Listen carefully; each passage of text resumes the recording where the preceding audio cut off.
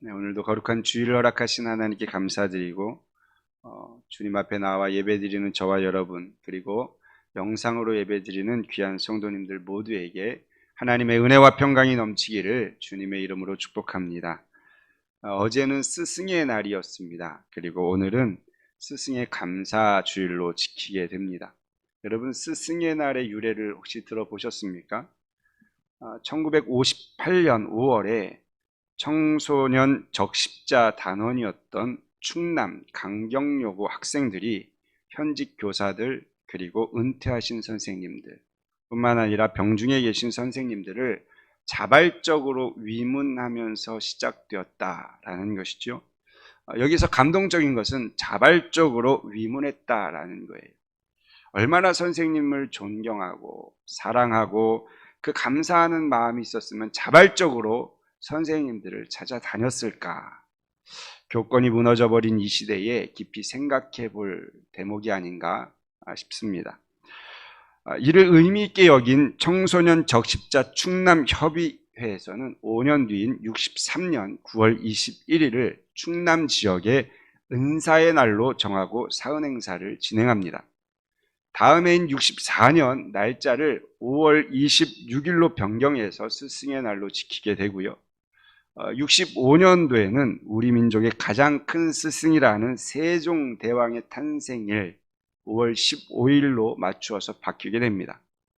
그리고 66년, 다음엔 66년부터는 이 대한적십자사에서 스승의 날 노래를 만들어서 방송 매체 보급하면서 전국적으로 이 스승의 은혜에 대한 행사, 스승의 날 행사가 이루어지기 시작했다라는 거예요.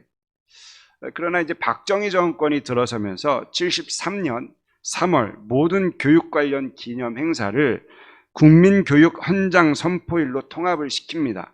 그래서 스승의 날이 81년까지 금지가 되죠.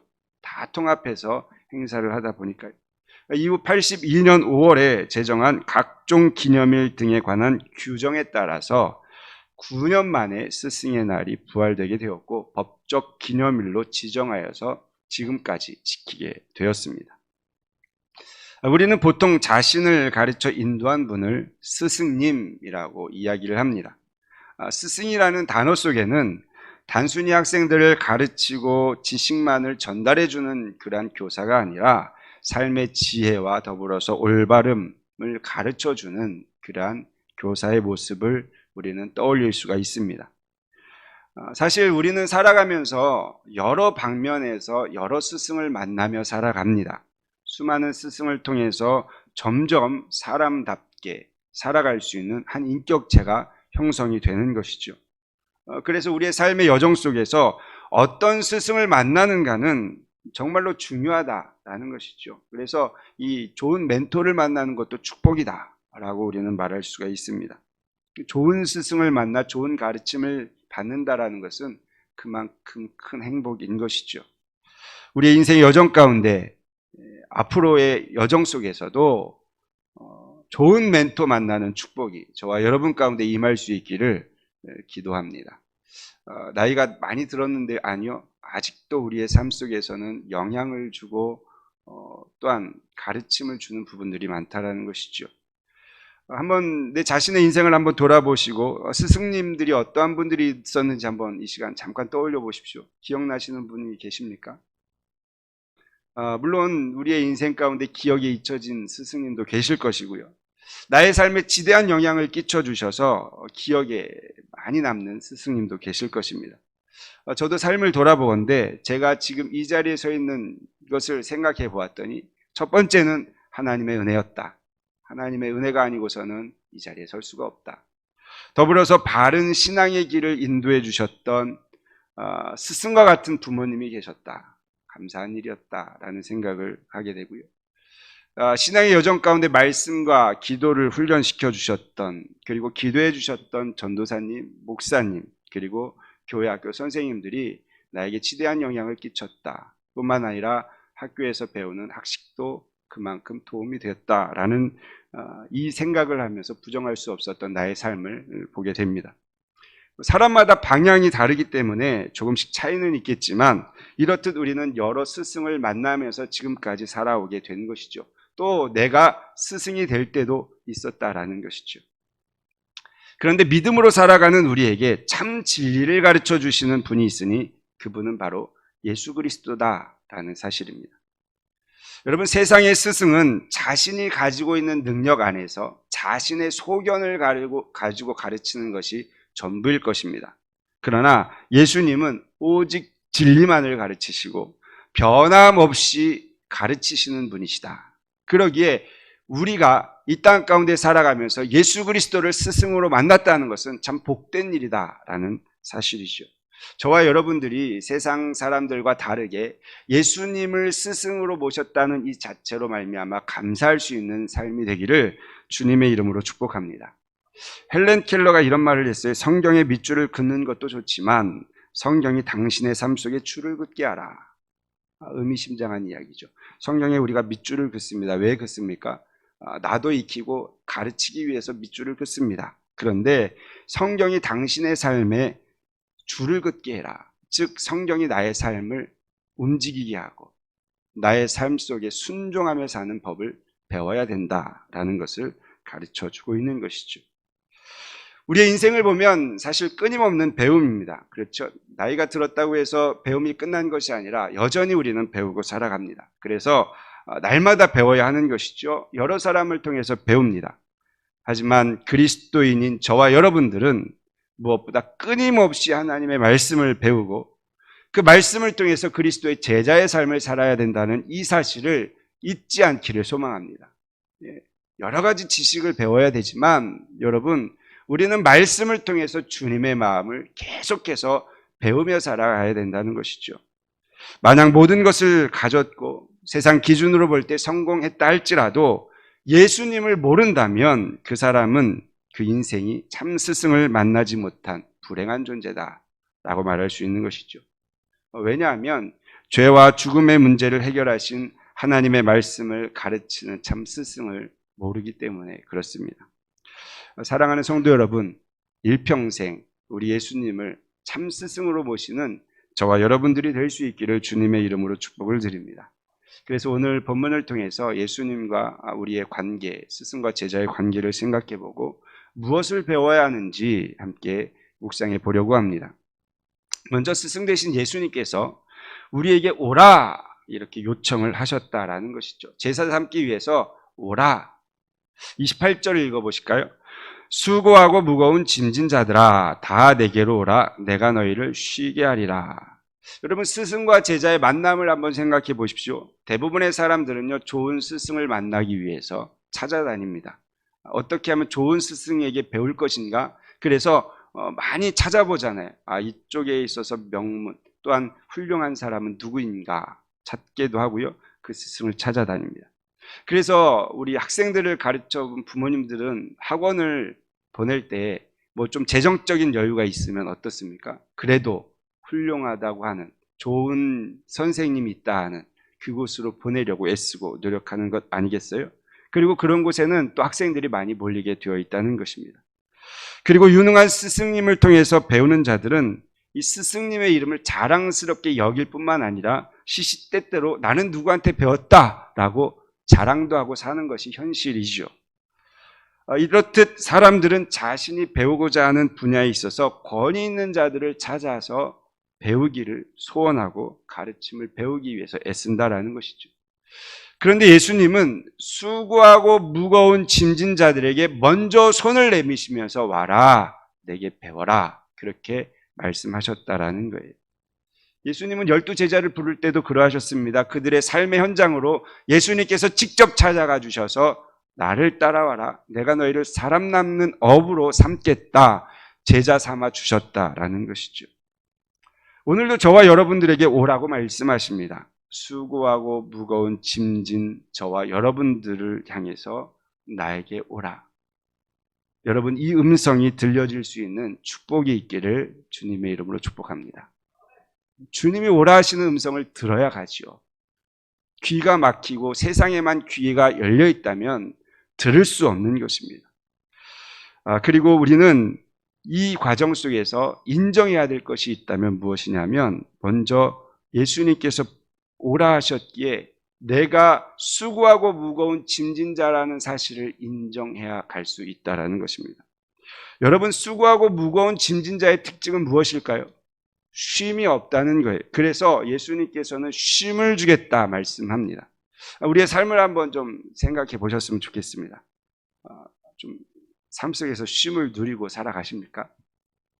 주여, 늘 근심, 걱정, 염려, 초조, 이게 우리의 일상이 되어버리지 않았나. 하지 않아도 될 걱정까지 만들어서 걱정을 짊어지고 사는 인생이 우리의 인생이 아닌가. 현실 삶의 구조도 그렇습니다. 직장에서 뒤떨어지지 않기 위해서 얼마나 노력하며 살아야 합니까? 이 시대, 코로나 시대에 사업하시는 분들 하루하루가 조마조마할 거예요. 어떻게 이 코로나를 잘 극복할 것인가. 염려 걱정 속에 사는 것, 마음 졸이는 것, 이 삶의 환경이 그렇다는 거예요. 취업하기 얼마나 어렵습니까? 취업의 문을 두드려도요, 열리지가 않습니다. 다음 진학을 위해서 열심히 하지만 고통스럽고 답답하기만 합니다. 얼마나 많은 수고와 노력을 하는지 모릅니다. 그러면 가정에 들어가면 참 쉼이 있을까요? 가정마다 서로 알 수 없는 가정만의 가정사들이 있어서요, 다들 대부분 가정도 편치가 않다라는 이야기들을 많이 하십니다. 이것이 바로 쉼 없는 우리의 현실이죠. 시대는 또 얼마나 빠르게 변하는지 모릅니다. 과거의 세대 차이 하면 부모와 자녀 세대 차이 난다 했죠. 이제는요, 10년 단위, 5년 단위로 짧아지고 있다는 거예요. 1년만 돼도 이제 세대 차이 난다고 할지도 모르겠어요.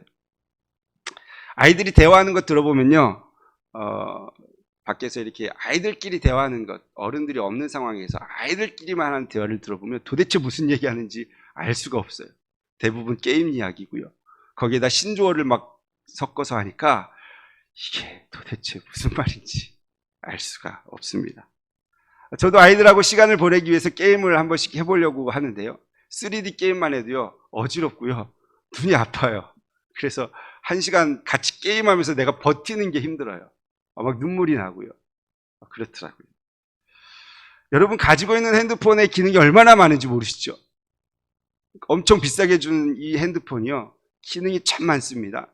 그런데 비싸게 준 핸드폰을 우리는 전화기로만 사용하고 있다는 현실, 이것이 바로 우리 시대의 문제이죠. 급변하는 시대에 발맞춰가는 것 참 어렵고 버겁다라는 생각을 저도 하는데 어른 세대는 얼마나 많이 하시겠어요. 또 생각해보면 살아가는 동안 우리가 원하고 바라는 것대로 되는 것이 얼마나 있는가 생각해보면요, 별로 없다는 거예요. 이렇게 원하고 바라는데 왜 안 될까? 그래서 우리의 삶은 낙심과 좌절의 연속이 아닌가 또 생각해 볼 수가 있지요. 이렇게 쉼이 없고 생활에 지친 우리 인생을 향해서 참 스승이신 우리 주님이 내게로 오라 라고 요청하면서 쉬게 하겠다, 이 약속의 말씀을 주시는 거예요. 그렇다면 주님이 말씀하신 쉼이란 무엇인가? 세상에서 지치고 고난 인생들 가운데 참 휴식이 되는 안식을 주시기 위해서 저와 여러분들을 초청하고 계신다. 저와 여러분들이 이 세상 가운데 살아가지만 하나님의 초청에 응답하여서 하나님이 주시는 참된 평안과 안식을 누리며 사는 성도의 삶이 될 수 있기를 주님의 이름으로 축복합니다. 여전히 세상은요, 힘들고 갑갑하고 어려운 순간이 우리의 삶을 조여올 것입니다. 그러나 그것이 다가 아니라 우리에게 참 평안과 평강을 주시는 그 주님의 마음을 내 마음 가운데 새길 때에 그 주님으로 말미암아 우리는 그래도 평강의 삶을 살 수가 있다는 것이죠. 그렇다면 이 쉼은 어떻게 얻어지는가라는 것이죠. 오라 하셨는데 그냥 가면 얻어지는가? 예수님께서는 이렇게 말씀하십니다. 나의 멍에를 배우라 라고 말씀하고 있죠. 그래서 우리는 멍에를 매라는 뜻이 무엇인지를 정확하게 알아야 하는 것입니다. 이것이 핵심이에요. 가긴 갔는데 멍에를 매지 아니하면 배울 수가 없다는 것이죠. 예수님 당시의 멍에는요, 2마리의 소나 나귀가 한 조를 이루어서 함께 끌게 되어 있었습니다. 즉 홀로 매는 것이 아니라 반드시 둘이 매는 것이죠. 그림을 한번 보여드릴까요? 예, 이 멍에 양쪽 고리가 있죠. 여기에 이제 목을 넣고 끌고 가는 것이죠. 예수님이 말씀하시는 멍에는 이렇게 두 개로 되어 있습니다. 농부가 밭에서 일을 할 때 최대한의 효과를 거두기 위해서 두 마리의 소를 함께 이끌어서 멍에를 매게 하는데, 두 번째 그림을 한번 보실까요? 예, 이런 모습입니다. 똑같은 멍에지요. 그런데 이 두 마리 중 한 마리는 나이가 많고 경험이 많은 소이고요, 한 마리는 어리고 미숙한 소를 같이 붙여줍니다. 경험이 많은 소는 쟁기를 어떻게 다루는지, 또 주인의 말을 어떻게 반응해야 되는지 알고 있죠. 그러나 어리고 미숙한 소는 알 수가 없습니다. 이거 도대체 어떻게 끄는 건지도 모르겠고 어떻게 가야 할지도 모르는 것이죠.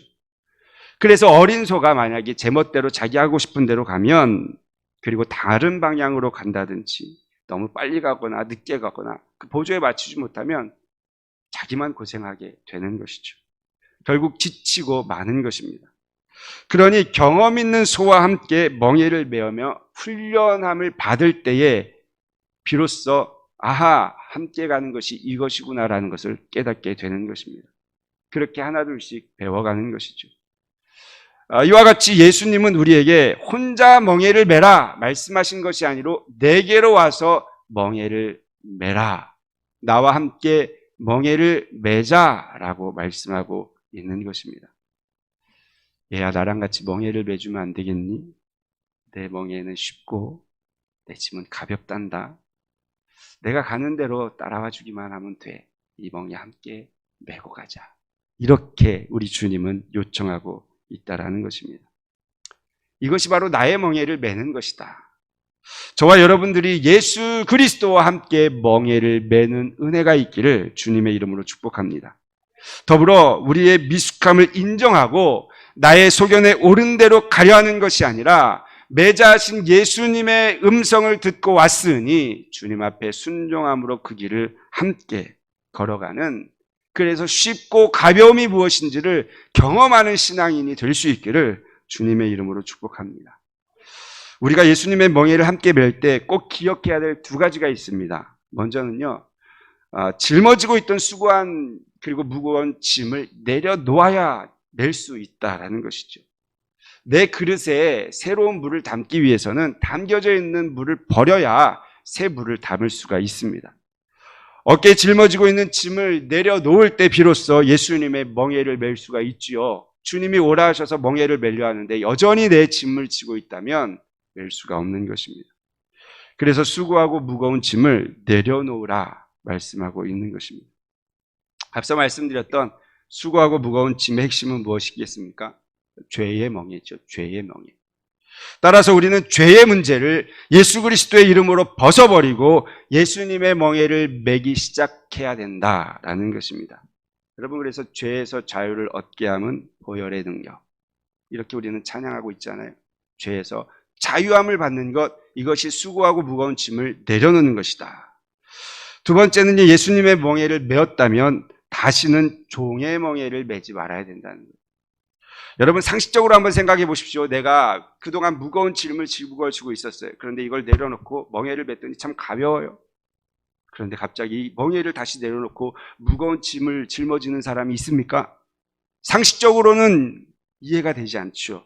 그런데 우리의 인생이 얼마나 어리석은지 이미 예수님의 멍에를 맸음에도 불구하고 다시 무거운 짐을 짊어지려 하는 우리의 인간의 속성이 있다라는 것입니다. 주님의 멍에가 쉽고 가벼운데 이거를 뿌리치고 세상의 무거운 종의 멍에를 메려고 애를 쓴다는 거예요. 그래서 갈라디아서 5장 1절은 이런 말씀을 하십니다. 우리 같이 한번 읽어보겠습니다. 시작. 그리스도께서 우리를 자유롭게 하려고 자유를 주셨으니 그러므로 굳건하게 서서 다시는 종의 멍에를 매지 말라. 다시는 종의 멍에를 매지 말아라. 이것이 우리에게 주신 가르침이시죠. 그래서 우리는 양자의 영을 받았다라는 것을 인정하고 사는 인정도 필요하다는 거예요. 로마서 8장 15절 말씀도 같이 읽어볼까요? 너희는 다시 무서워하는 종의 영을 받지 아니하고 양자의 영을 받았으므로 우리가 아빠 아버지라고 부르짖느니라. 우리가 어떤 멍에를 매느냐에 따라서 어떤 사람은 쉼을 얻고요, 어떤 사람은 여전히 무거운 짐을 짊어지고 간다라는 사실입니다. 우리는 이미 종의 멍에를 벗어버리고 아들의 멍에를 맨 자들입니다. 할렐루야. 네, 이것을 좀 받아들였으면 좋겠어요.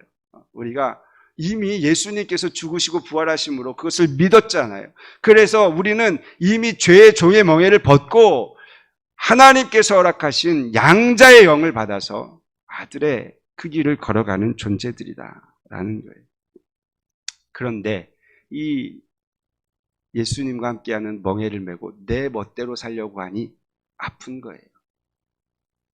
고통스러운 거예요. 이걸 좀 잘 깨달으셨으면 좋겠습니다. 제가 개를 무서워한다 했더니 저를 위해서 염려해 주신 분들이 생각보다 또 많더라고요. 그래서 참 강단에서 이 말을 좀 조심해야겠다라는 생각도 드는데, 그래도 개가 온다고 제가 막 너무 무서워하고 그러진 않아요. 너무 염려하지 않으셔도 돼요. 개가 지나가면 지나가는가 보다 하고 삽니다. 오늘 개 이야기를 좀 한번 더 하려고 합니다. 예. 최근에 개는 훌륭하다라는 프로그램을 이렇게 잠깐 쉬다가 보게 되었어요. 그런데 목줄을 채워서 훈련을 하더라고요. 그 목줄의 이름은 핀치칼라라는 목줄이었어요. 뭉툭한 갈고리 형태로 되어서 안으로 이렇게 조여주는 그런 목줄이더라고요. 그러니까 이게 목줄이 당겨지면 목에 압박감이 오는데 약간 갈고리 형식으로 되어 있어서 약간 고통스러운 듯합니다. 이 핀치칼라를 사용하는 이유는 보통 때는 사용하지 않고요, 공격성 있는 개를 훈련할 때 사용한다고 합니다. 훈련하는 것을 보니까 이 개가 앞으로 나갈 때 주인에게 유턴, 돌아서라는 거예요.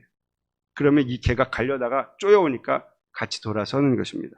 조련사가 이렇게 훈련하는 거 봤더니 밖에 나가서 막 뛰어가려니까 툭 이렇게 툭툭 당기면서 자제를 시키더라고요. 그 모습 속에서 본 것은 그 개가 점점 공격성이 사라지더라라는 거예요. 훈련을 통해서 제어받고 주인의 발에 맞추기 시작하더라라는 것이죠. 주인 입장에서는 마음 아픈 일이에요. 왜? 내가 사랑하는 개, 얼마나 사랑하면 개를 키우겠어요. 그런데 사랑하는 개 목을 조여가면서 훈련을 해야 되니까 얼마나 마음이 아프겠습니까?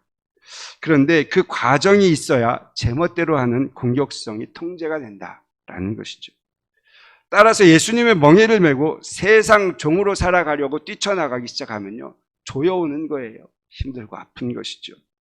저와 여러분들이 이미 종의 멍에를 벗고 아들의 멍에를 메었으니 예수님을 통해서 이제 잘 훈련받아야 그때야 비로소 참 평안과 안식이 무엇인지 누려지는 거예요. 여러분, 우리가 예수 믿는데도 평안하지 않는 이유는 자꾸 예수님의 길 말고 내 길을 가려고 자꾸 애쓰다 보니까 조여오고 아파하는 거예요. 이 원리를 우리가 좀 잘 배웠으면 좋겠습니다. 그렇다면 우리가 스승을 통해서, 이 예수님을 통해서 무엇을 배워야 하는가?